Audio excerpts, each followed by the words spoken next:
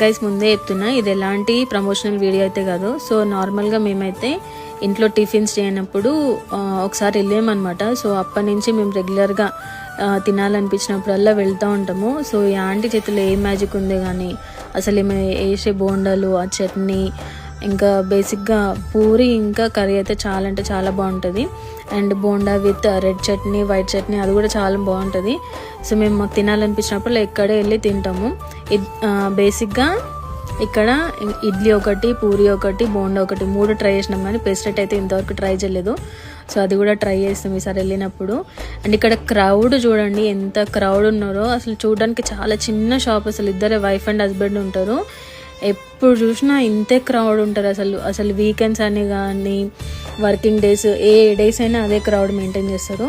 ఎందుకు అంటే అంత హైజీనిక్గా ఉంటుంది. ఇంకోటి రీజనబుల్